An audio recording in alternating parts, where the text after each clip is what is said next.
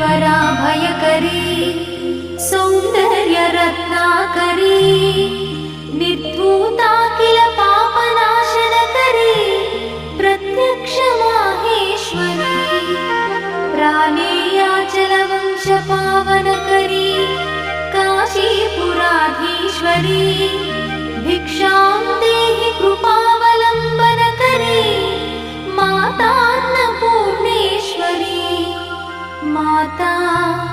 Annapurneshwari नानारत्नविचित्रभूषणकरी